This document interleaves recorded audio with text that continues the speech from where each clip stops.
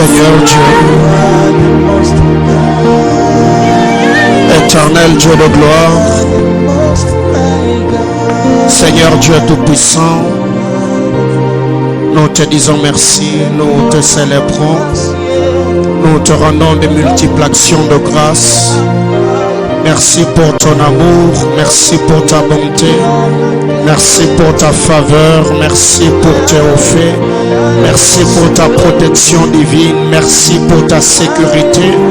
Merci Seigneur éternel pour la force que tu nous as accordée une fois de plus afin de nous tenir dehors de cet autel. Bénis mon frère, bénis ma soeur, Seigneur éternel Dieu de gloire qui est connecté en ce moment.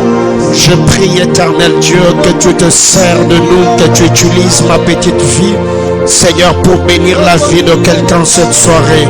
Seigneur, je me recommande à toi la parole de ta grâce, que cette grâce me soit donnée, Seigneur éternel, d'apporter ta parole et d'interpréter les Écritures, Seigneur éternel, sans faillir en quelque chose. Donne-moi le mot et le verbe qu'il faut, afin de bénir et d'édifier ton peuple.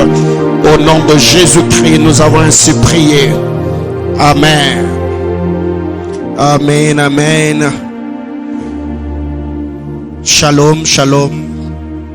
Bien-aimés dans le Seigneur, nous vous saluons dans le précieux nom de notre Seigneur Jésus-Christ. Que le Seigneur bénisse la vie de chacun d'entre vous et je prie de tout mon cœur afin que le Seigneur parle à nos cœurs en cette soirée et que le message qui sera apporté puisse nous bénir et nous édifier par la grâce du Seigneur. Nous continuons toujours à enseigner sur notre thème, la loi de l'héritage, où nous mettons plus d'emphase sur l'héritage spirituel ou la relation qu'il y a entre père et fils ou fils et père. Et jusque-là, par la grâce du Seigneur, nous sommes en train de parler de fils. Je crois que le Seigneur, par sa grâce, nous accordera le temps où nous parlerons de la relation père et fils, parce que ce n'est pas seulement le fils qui ont des choses à faire pour le père également de leur côté, ils ont également des choses à faire pour leur fils. Et je crois que par la grâce du Seigneur, Dieu de l'univers, il nous fera du bien. Et je crois qu'après cet enseignement, si le Seigneur nous garde encore en vie, je crois que nous partagerons sur un enseignement que le Seigneur a déposé dans mon cœur alors que j'étais en train de méditer la parole aujourd'hui sur comment gérer ou vivre avec le Seigneur pendant ce temps de crise. Comment vivre avec le Seigneur pendant ce temps de crise, parce que nous faisons face à deux crises, cette crise spirituelle et économique. Que devons-nous faire? Comment gérer nos familles, comment gérer notre relation avec le Seigneur pendant ce temps de crise? Je crois que je me presse à finir cet enseignement sur la loi de l'héritage. Nous y reviendrons encore une fois de plus par la grâce du Seigneur, car il y a beaucoup de choses que le Seigneur est en train de nous enseigner par sa grâce. On va lire la parole de Dieu, Proverbes chapitre 3. Nous lirons le verset 1er, le verset 2. On va sauter pour lire le verset 21. Proverbes chapitre 3, du 1er au 2e verset. Nous sauterons pour lire le verset 21. J'ai lu au nom de Jésus. Mon fils, n'oublie pas mes enseignements et que ton cœur garde mes préceptes. Mon fils, n'oublie pas mes enseignements et que ton cœur garde mes préceptes, car ils prolongeront les jours et les années de ta vie et augmenteront ta paix. Car ils prolongeront les jours et les années de ta vie et ils augmenteront ta paix. Le verset 21, il est dit: mon fils, que ces enseignements ne s'éloignent pas de tes yeux, garde la sagesse et la réflexion. Mon fils, que ces enseignements ne s'éloigne pas de tes yeux, garde la sagesse et la réflexion. Bien-aimés dans le Seigneur, par la grâce de Dieu, nous avons beaucoup exploité le 2 Rois, chapitre 2 du verset 1 au verset 16 par la grâce du Seigneur. Et aujourd'hui, on va partager la parole du Seigneur. Arrangez-moi les sons, ça sent très coupe s'il vous plaît. On va partager la parole du Seigneur autour de la pensée de Proverbes chapitre 3 que le Seigneur a déposé dans mon cœur et je crois que Dieu nous fera énormément du bien. Bien-aimés frères, en lisant la parole de Dieu, il y a beaucoup de choses que le Seigneur, par son Esprit Saint, nous a enseignées en vivant dans la juridiction spirituelle de mon pasteur, de mon père, de mon mentor ou mon coach, mon père spirituel, mon père dans la foi qui est la personne du pasteur Marcelo Jérémie Tounassi. J'ai appris beaucoup de choses. J'ai appris beaucoup de choses à ses pieds en lisant le livre chrétien, en lisant la Bible ou en observant le leadership de Christ. Il y a beaucoup de choses que nous avons appris par la grâce du Seigneur. Aujourd'hui, il y a beaucoup de choses, comme nous l'avons dit, il y a comme une guerre, il y a une certaine froideur entre le père et le fils. Pourquoi? Parce que le fils ne reconnaissent pas leur père et le fils se plaignent en disant que jusque-là, nous ne sentons pas l'apport de nos pères. Nos pères sont là, ils nous sont engendrés, mais ils nous ont abandonnés. Nous nous battons seuls, nous luttons seuls. Et c'est quand la gloire arrive, c'est quand Dieu commence à bénir, c'est quand Dieu élève que le Père arrive. Il y a également le Père de leur côté qui ont un problème, c'est que le Père se sent vexé, blessé, ne pas être reconnu et il y a cette froideur. Alors les fils sont en train de monter sans père et le Père de leur côté sont là en train d'observer les fils et aujourd'hui nous voyons tout ce qui se passe dans le corps de Christ. Il y a des fils s'autoproclament prophètes, apôtres, alors qu'ils ne sont pas reconnus par leur père. Et je crois que par la grâce du Seigneur, lisons la parole de Dieu selon la prophétie de l'esprit d'Élie. L'esprit d'Élie, en cet esprit, il y a la puissance de l'unité. Parce que la Bible déclare, l'esprit d'Élie a pour mission de ramener le cœur des fils vers le père et de ramener le cœur des pères vers le fils.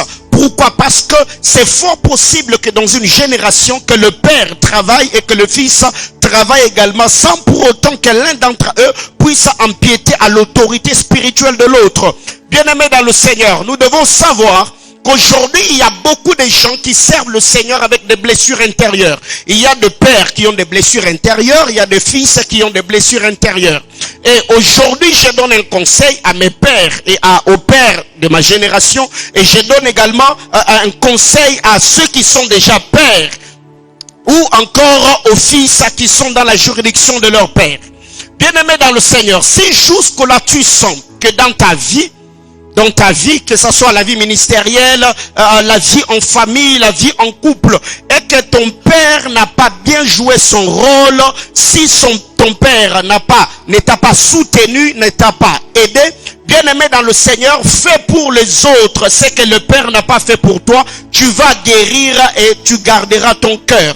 Car même dans la vie conjugale, il y a des sœurs qui n'ont pas pu être des bonnes femmes parce que son père ou sa mère est décédé alors qu'elle était petite et elle n'a pas vu comment son père et sa mère vivaient dans la vie de couple et directement elle n'a pas de modèle, elle n'a pas de repère. Il y a également des frères qui n'ont pas pu vivre avec leurs parents. Papa est décédé alors qu'il était petit, maman est décédée et ces garçons ont grandi, il a grandi seul comme un loup solitaire, comme un bagarreur et il n'a pas de modèle. Et il y a également des gens comme ça dans le ministère, il a grandi auprès d'un père qui n'était pas aimé par son père à lui et à son tour directement vous verrez que le fils ne recevra pas l'affection, l'attention et l'amour qu'il attend de son père. Pourquoi? Parce que son père, lui, il a aussi une blessure intérieure de ne pas être reconnu, de ne pas être soutenu, de ne pas être assisté à son père. Et le fils, quand il sera aussi père, il fera également payer les pots cassés à ceux qui seront dans sa juridiction spirituelle. C'est ainsi que nous allons des relations de père sans père et de père sans repère. Mais moi, je suis de ceux qui croient que le Seigneur Dieu de l'univers, il est capable de guérir et le cœur des pères et le cœur des fils afin de lever une génération de pères équilibrés et de fils loyaux. Que quelqu'un me dise amen. Et qu'est-ce qui arrive? Tous à un certain moment de la vie, nous n'avons pas toujours reçu de nos pères. Quand je parle de père, je ne parle pas seulement de père dans la foi. Même de nos pères biologiques, nous n'avons pas toujours reçu cette affection, cette attention, cet amour qu'on attendait d'eux. Même dans le domaine du mariage, il y a d'autres enfants qui ne prendront jamais leur père comme de modèle dans leur vie de couple. Il y a d'autres sœurs qui ne prendront jamais leur mère comme de modèle dans leur vie de couple. Pourquoi? Parce que maman a échoué, papa a échoué, et cet enfant grandit seul. Et demain après demain, il ne donnera pas à l'église, à la société ou à la famille des choses que les autres attendent de lui, seulement parce que lui, à son tour, il n'a eu personne qui pouvait l'aider. Bien-aimé dans le Seigneur, si tu as grandi avec des blessures intérieures dans ton ministère, dans ta vie, dans tes études, ne fais pas souffrir les autres parce que toi personne ne t'a soutenu. C'est fort possible que tu fasses pour les autres ce qu'on n'a pas fait pour toi. Tu vas guérir et tu seras une très bonne personne dans la société. Que quelqu'un me dise amen. Mon fils, n'oublie mes enseignements et que ton cœur garde mes préceptes, car ils prolongeront les jours et les années de ta vie et ils augmenteront ta paix. Ce que j'aime dans la version Martin, il est écrit: mon fils, ne mets point en oubli mon enseignement et que ton cœur garde mes commandements, car ils t'apporteront de longs jours et des années de vie et de prospérité. Garder l'enseignement du Père prolongera tes jours. Garder l'enseignement du Père prolongera tes années. Garder l'enseignement du Père t'apportera la prospérité.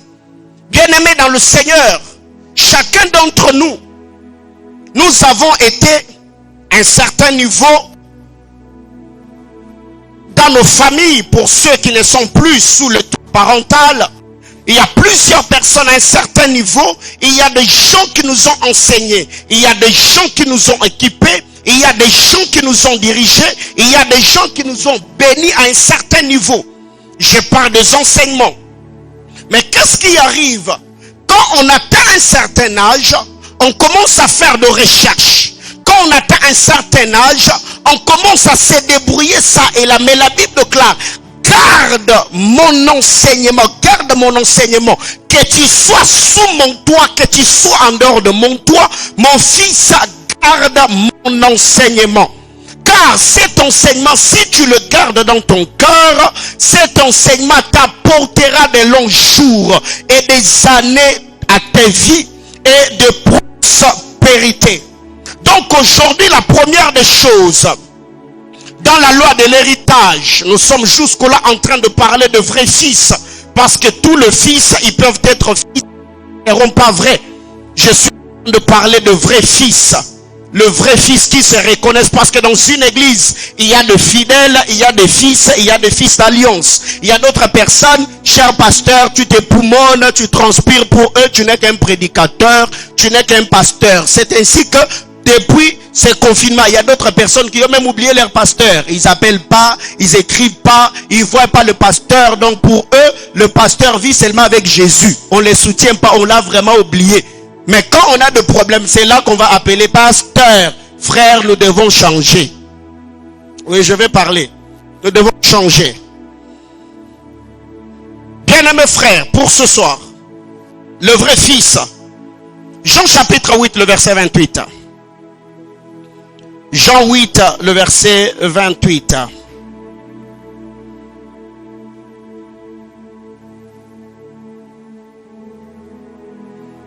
La Bible, Jésus leur dit donc: quand vous aurez élevé le Fils de l'homme, alors vous connaîtrez ce que je suis. Et que je ne fais rien de moi-même, mais je parle selon l'enseignement, selon ce que mon Père m'a enseigné.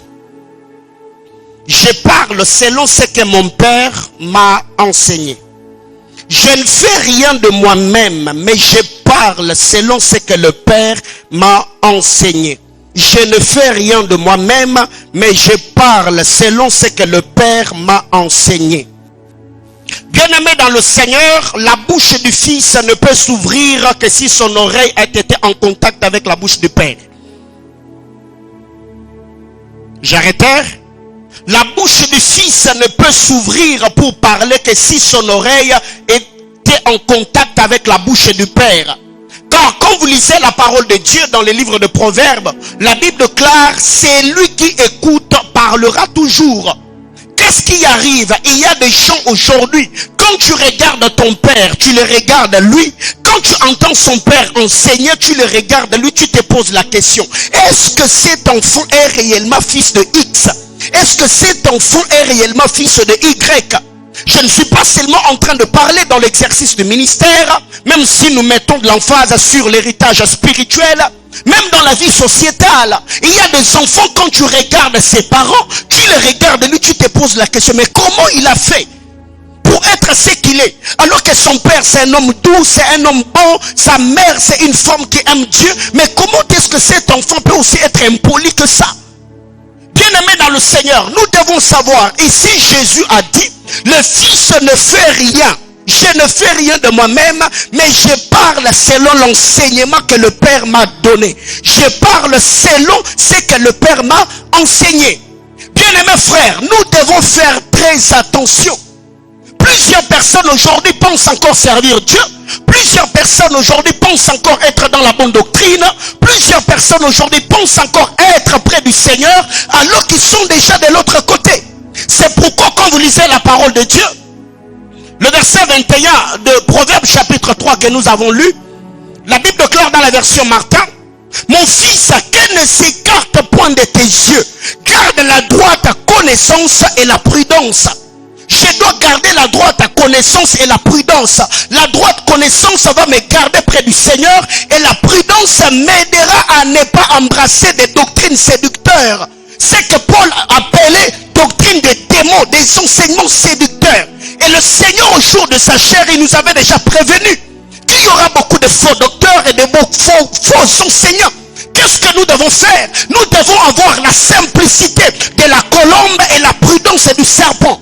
Et ici la Bible déclare, soyez prudents. La prudence et la droite connaissance, si on garde ces choses, bien aimé, nous ne ferons pas naufrage face à la foi. Je ne fais rien de moi-même, mais je parle selon ce que le Père m'a enseigné. Bien aimé dans le Seigneur, toi déjà qui as commencé à faire un live, toi qui prêches à l'université, toi qui donnes des prophéties à la montagne, si ton père était là, est-ce que tu auras le courage d'enseigner ce que tu enseignes? Si pendant que tu es en train de prêcher, si ton père entrait là où tu prêches, est-ce que tu continueras avec l'enseignement ou tu diras autre chose? C'est ça le problème avec nous. Nous avons des jeunes aujourd'hui, quand même ils s'aimaient, ils postent des trucs sur Facebook, tu te poses la question, d'où est-ce qu'il a puisé cet enseignement? Bien aimé, ça ne veut pas dire parce que tu as un smartphone, ce n'est pas parce que tu as une chaise chez toi à la maison, ce n'est pas parce que tu as une Bible et que tu as des mégas et que tu as des choses à dire à l'église. Qu'est-ce qui arrive aujourd'hui? Je ne parle pas de moi-même. Je parle selon ce que le Père m'a enseigné. Je parle selon ce que le Père m'a enseigné. Le vrai fils ne va pas au-delà de ce qui est écrit. Car la Bible déclare dans le livre de Proverbes, ne déplacez pas la borne composée vos pères. Et quand l'apôtre Paul écrit dans le livre de 1 Corinthiens, il nous dira, n'allez pas au-delà de ce qui est écrit. Bien-aimés frères, j'ouvre une parenthèse. En 2014, mon père m'a consacré comme prophète du ministère et on m'a confié l'église que je suis en train de diriger par la grâce de Dieu. 2 ans plus tard, je suis allé à Kinshasa. On m'a donné l'espace, c'était une convention. J'ai prêché. L'église, les gens étaient debout. J'ai donné des prophéties comme si j'allais mourir. J'ai prêché, il y avait du feu dans la salle. Quand j'ai fini l'enseignement, je devais rentrer. Je suis entré au bureau, je devais dire au revoir à mon père.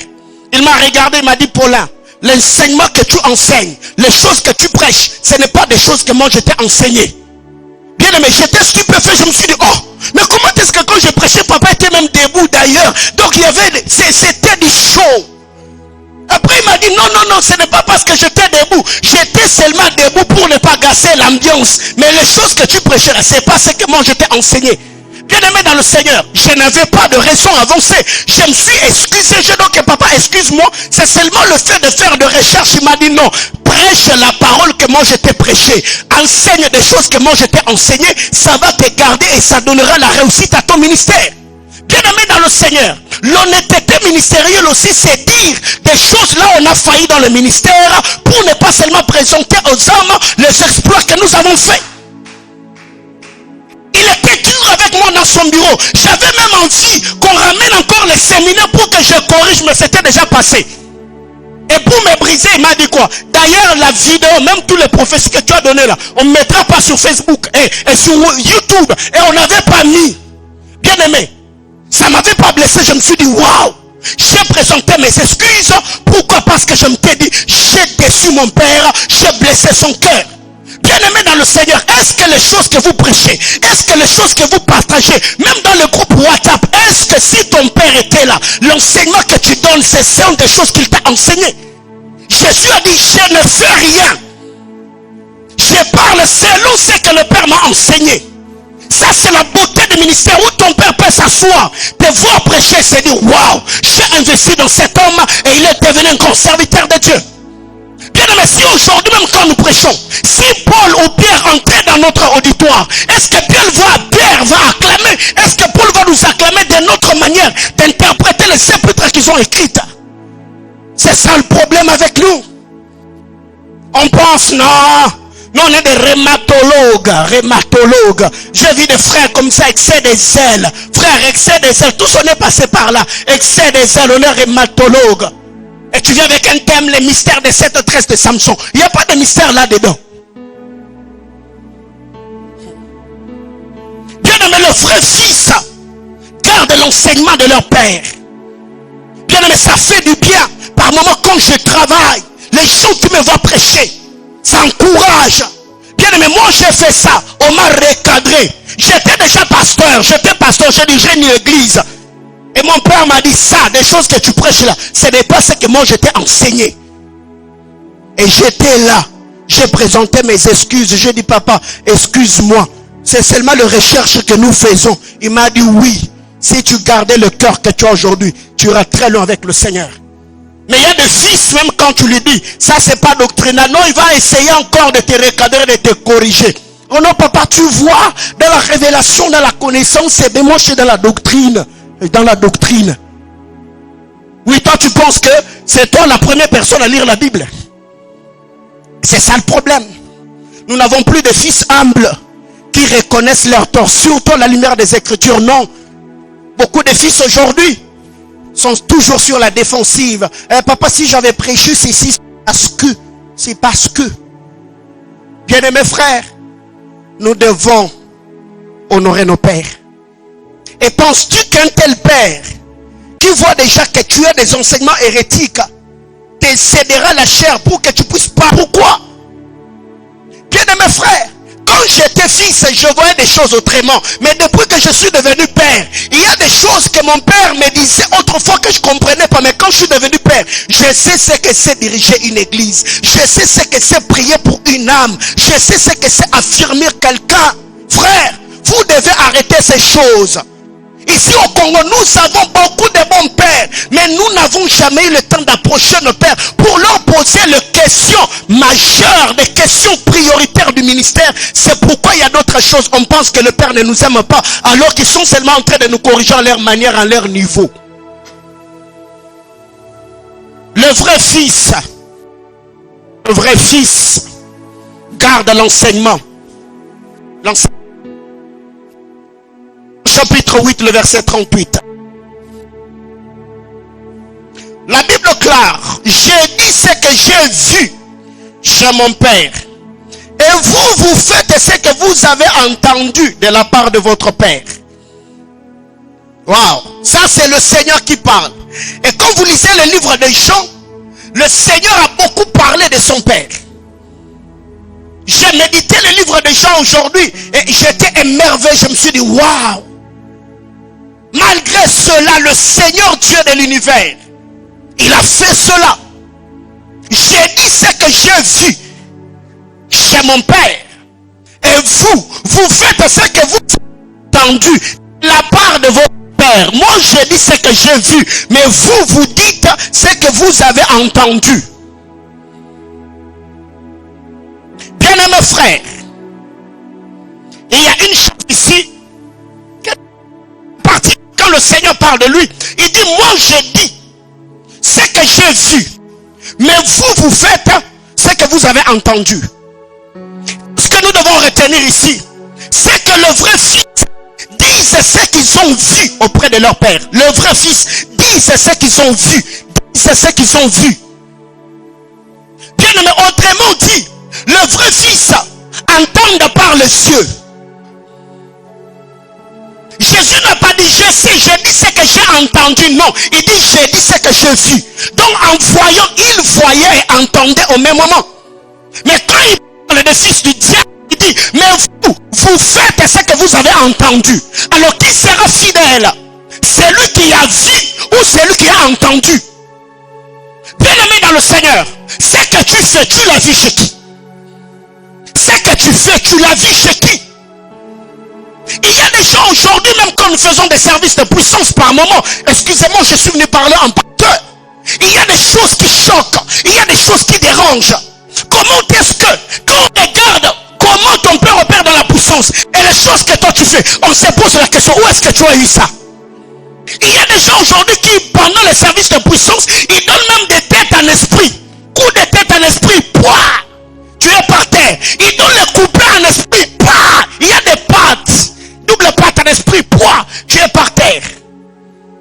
J'ai vu des gens faire tomber les autres avec le mouvement de main. Oui, ça fait beau, c'est spectaculaire. Mais est-ce que ton père fait cela? Bien aimé, c'est ça le problème avec nous.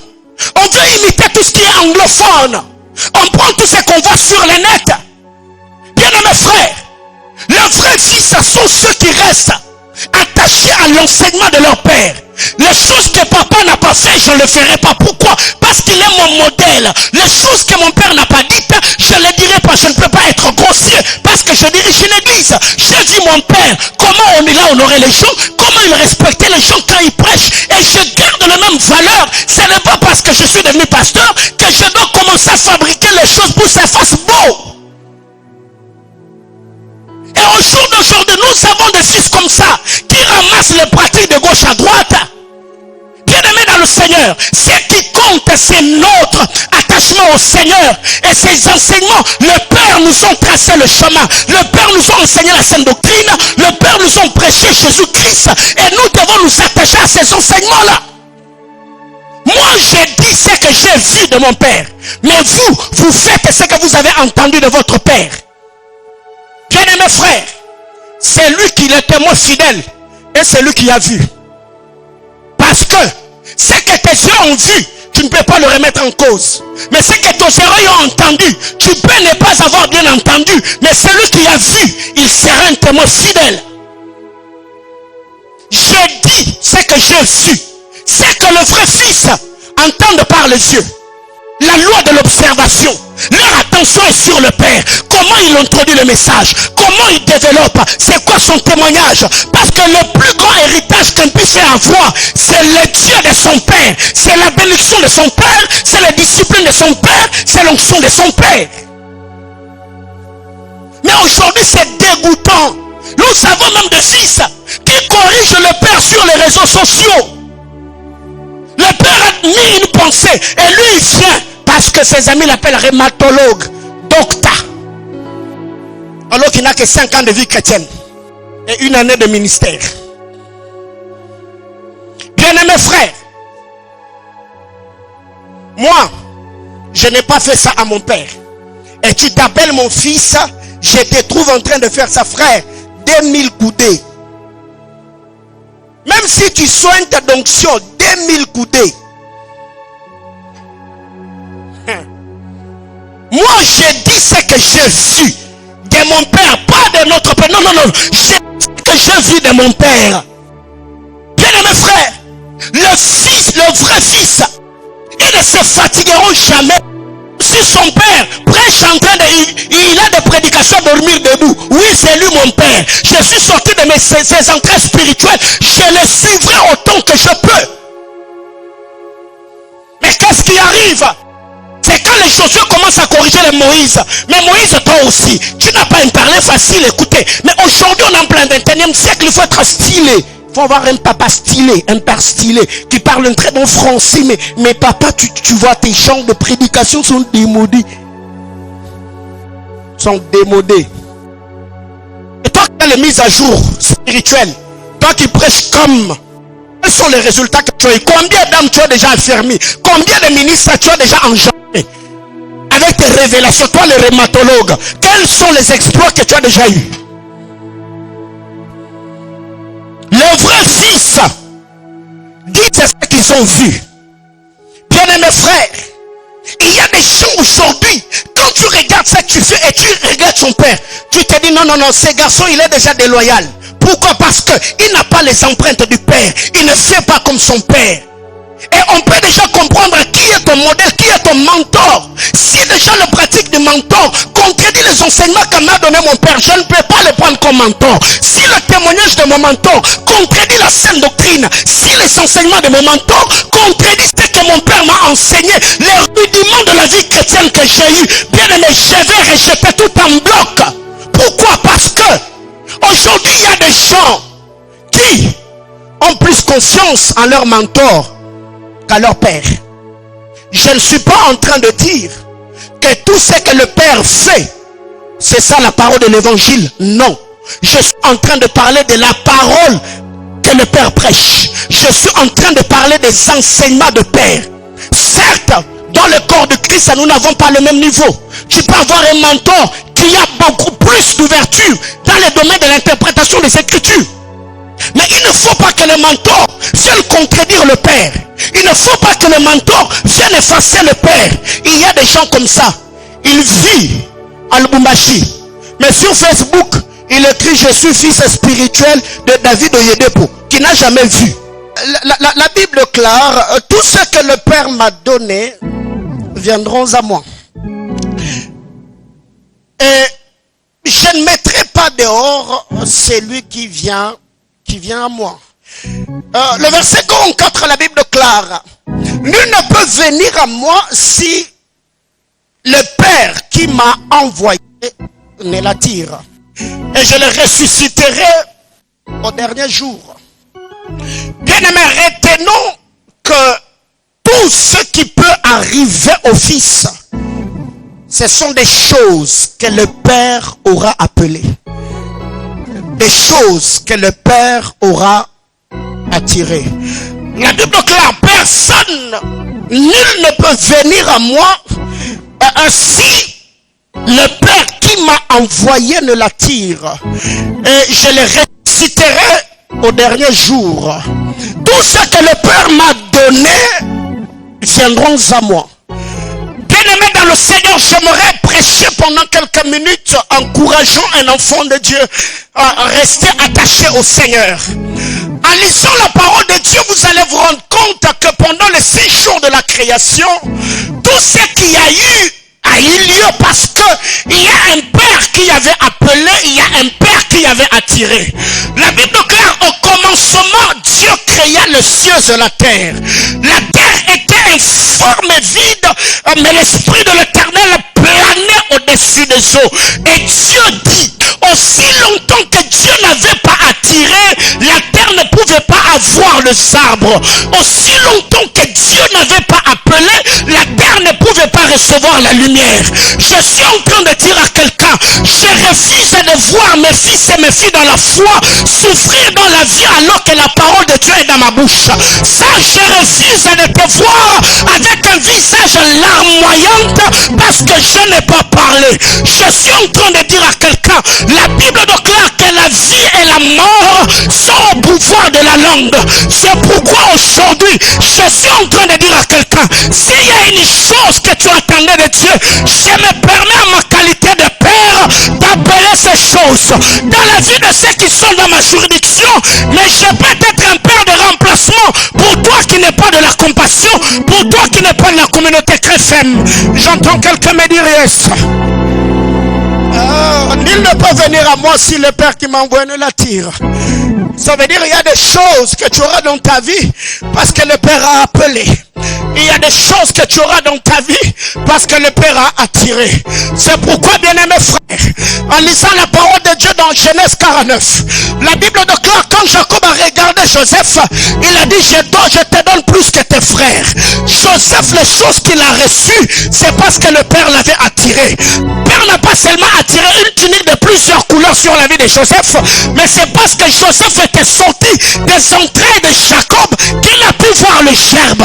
Je suis en train de dire à quelqu'un, l'unique fois où j'ai vu les enfants de Jacob se prosterner et prier, c'est dans les songes de Joseph.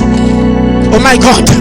L'unique fois où les enfants de Jacob ont appris à se prosterner, à adorer, c'est quand la gerbe de Joseph s'est levée.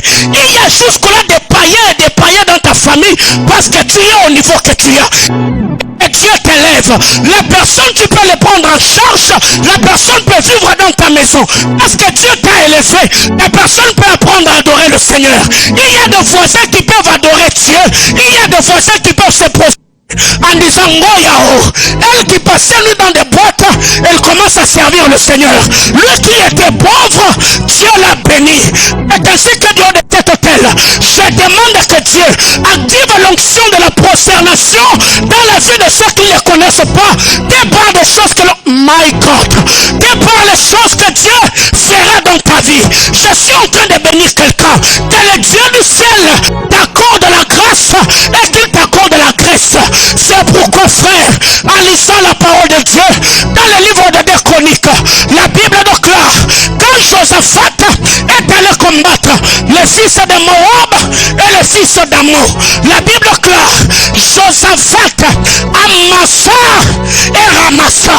Je suis en train de demander à Dieu que le Seigneur dans sa grâce qu'il t'amène dans une saison et d'amasser et de ramasser.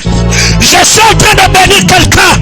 Dieu ne te permettra pas seulement d'amasser, mais il te permettra aussi de ramasser. Que le Seigneur Dieu de l'univers puisse t'aider à avoir un compte à banque blindé et continuer à te faire des fric. Je bénis la vie de quelqu'un. Dieu te fera amasser. A fait le boulot. Le fils d'Ammon et les Moabites se sont entretués. Quand Israël arrive, ils n'ont pas combattu parce que Dieu leur avait dit que vous ne combattrez pas dans cette affaire. C'est moi qui le ferai à votre place. Quand ils arrivèrent, ils amassèrent et ramassèrent. Je demande à Dieu que Dieu t'aide à amasser et à ramasser. Non, je suis en train de dire à quelqu'un, tu vas amasser et ramasser. Dans ton ministère, tu vas amasser et ramasser. Dans ton travail, dans ce que tu fais, je demande que l'onction d'amasser et de ramasser repose sur ta vie. La Bible déclare, nul ne peut venir à moi si le Père ne l'a pas attiré. Je me tiens donc de cet hôtel, m'appuyant sur l'alliance de mon appel. Je viens attirer le bonheur que tu cherches. Je viens attirer la joie que tu cherches. J'attire ta guérison. J'attire la restauration. J'attire ton élévation. J'attire ton épanouissement. J'attire ton expansion. J'attire le mariage. La vie de prière que tu as perdue. J'attire l'onction supérieure. J'active même à tes dons. Je suis en train de dire à quelqu'un, si c'est le mariage, j'attire. Si c'est l'épanouissement, j'attire. Je suis en train de dire à quelqu'un, les choses qui sont loin soient attirées. Que la parole des choses de ma bouche soit les mains qui vont attirer des choses que tu désires. J'entends quelqu'un dire avec moi, attire Seigneur. Nul ne peut venir vers moi si mon Père n'a pas attiré. Oh my God. Je refuse de te voir en larmes parce que je me suis tué. Je refuse de te voir pleurnicher parce que je n'ai pas parlé. La Bible déclare, entre les mains de l'Éternel, il y a une longue vie il y a la richesse. Dans sa main droite, il y a la richesse. Et dans sa main gauche, il y a une longue vie. Alors je ne sais pas. Quelle est la main que tu aimerais que Dieu t'ouvre? Si c'est la richesse, je demande que la main droite s'ouvre. Si c'est une longue vie, je demande que la main gauche s'ouvre. Mais à ce que je sache, je refuse que Dieu t'ouvre une main. Je demande que tous les deux mains puissent s'ouvrir au même moment. Que Dieu te rende riche et qu'il te donne une longue vie. Que Dieu te rende prospère et qu'il t'accorde la longévité. Oh my God, je m'appuie à cette soirée sur le Dieu de mon appel. La Bible déclare, alors que Jacob bénissait Ephraïm et Manassé, il est allé dans la juridiction spirituelle, dans le gisement familial, il les a bénis au nom d'Abraham, au nom d'Isaac. J'ai dit à quelqu'un, mon père n'est pas stérile. Bishop Mukulumpa est sorti des entrées de mon père. Eliti Swaka est sorti des entrées de mon père. Dylan Sita est sorti des entrées de mon père. Gédéon Moulumba est sorti des entrées de mon père. Fidel Kabela est sorti des entrées de mon père. Justin Mananga, oh my God, je viens ce soir à puiser au Dieu dans notre jugement spirituel. Au nom de tous les fils de mon père, je te déclare béni. Au nom de l'alliance de mon père, je te déclare béni. Je demande à Dieu que le Dieu du ciel t'accorde sa grâce. Que le Dieu du ciel, oh my God, bien-aimé, choriste monté.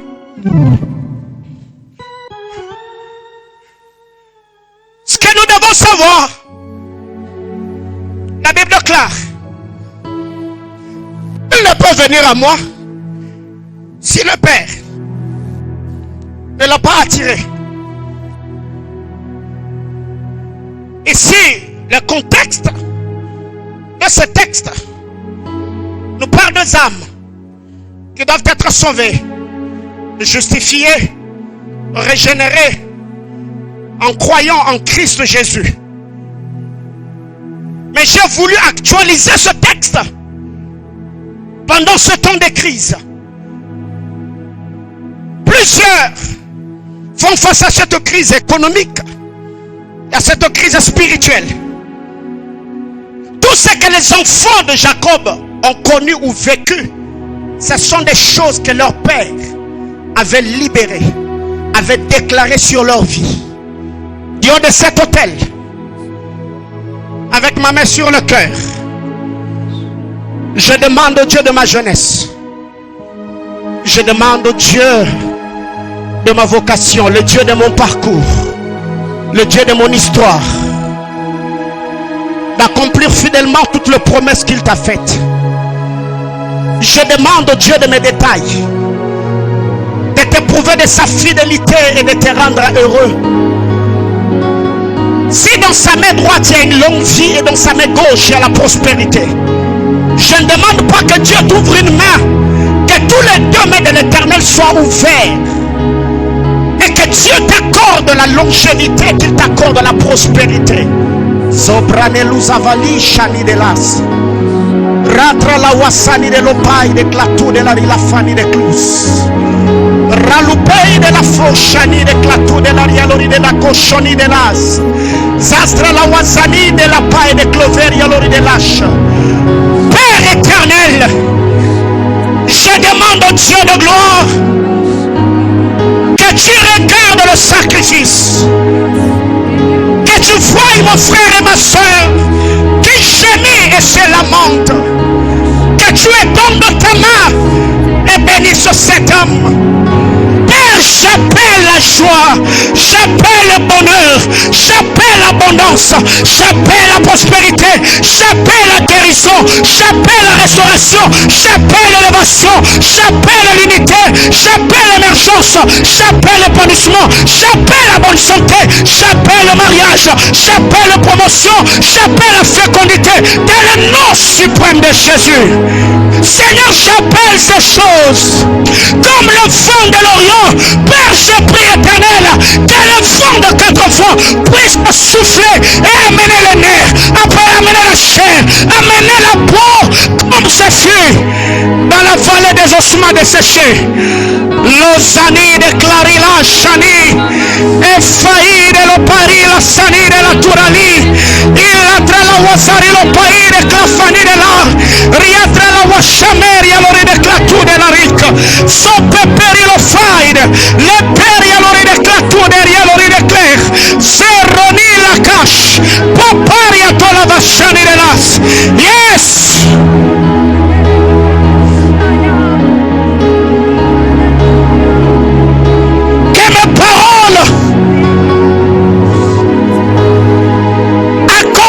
remplisse les désirs d'un cœur.